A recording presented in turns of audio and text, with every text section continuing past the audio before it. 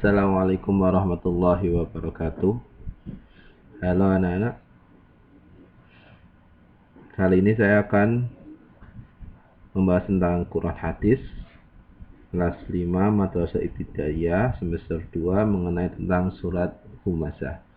Sebelum itu, kita buka dengan bacaan basmalah. Bismillahirrahmanirrahim. Ayo amati. Lihat gambar pertama dan gambar kedua. Gambar pertama ini berkaitan dengan caci maki dan mencela. Gambar kedua berkaitan dengan mengumpulkan harta. Dan ini semua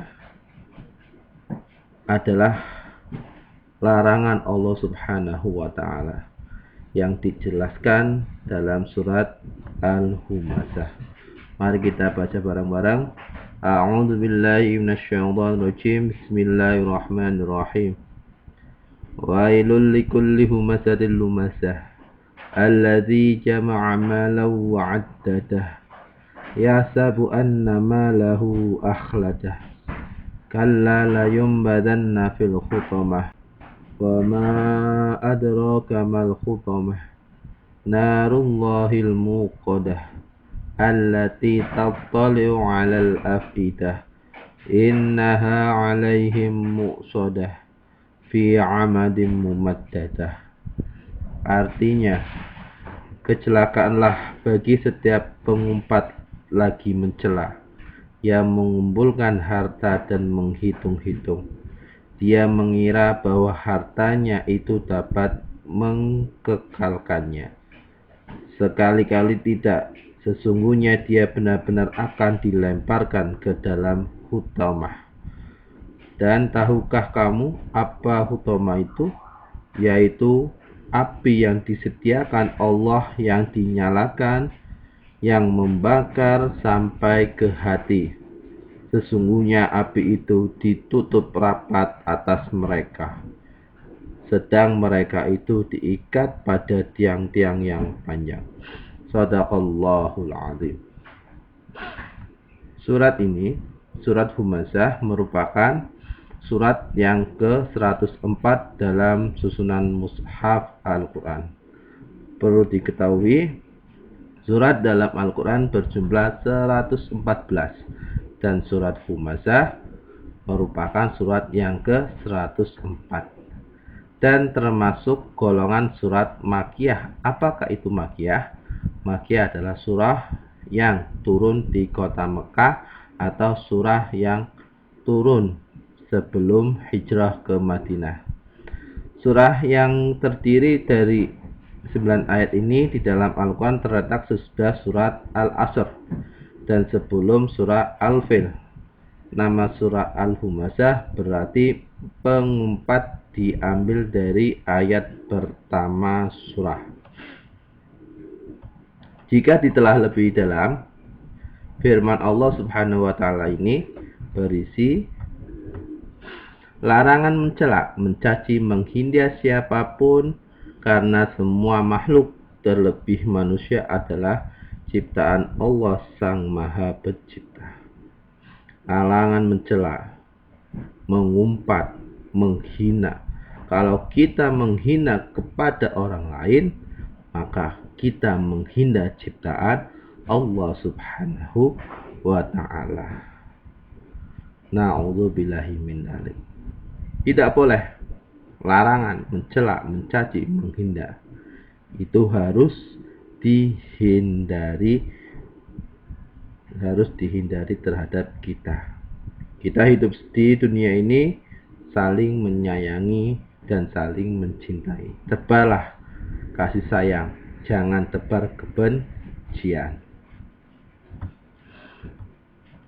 Manusia, yang kedua, manusia diingatkan untuk selalu bersyukur serta tidak terlena dengan harta-harta duniawi, apalagi sampai lalai menganggap hidup bergemilang harta dapat membuatnya kekal dan abadi di dunia. Perlu diketahui, semua yang kita terima, harta yang kita terima adalah pemberian Allah Subhanahu wa taala sekaligus titipan Allah Subhanahu wa taala. Harta yang berkah, harta yang barokah adalah orang-orang yang selalu bersyukur kepada Allah Subhanahu wa taala. Kita percuma mengumpulkan harta.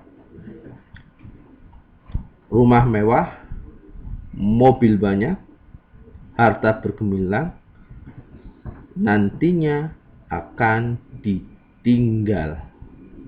Orang kaya biasanya naik mobil, naiknya keranda. Tidak ada artinya harta yang kita miliki. Maka ayo mari kita bersyukur atas pemberian Allah Subhanahu wa taala, tidak terlena dengan gemerlapnya dunia ini. Dunia ini hanya sementara, tidak akan dibawa mati. Yang ketiga, kesenangan yang berlebihan terhadap harta seringkali justru membuat manusia lalai mengingat Tuhan. Yang jika hal ini terjadi, maka ancamannya adalah neraka hutamah yang panasnya luar biasa.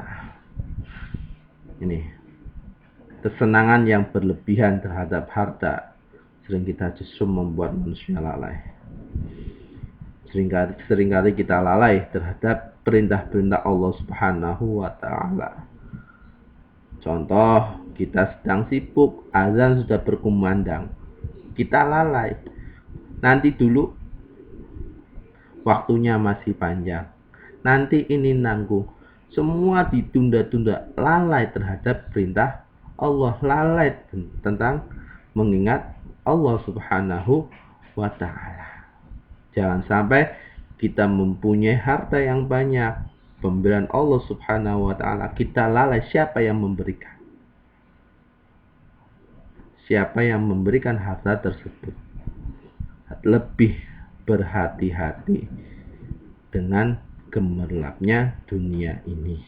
Ancamannya luar biasa, yaitu neraka hutamah yang panasnya luar biasa.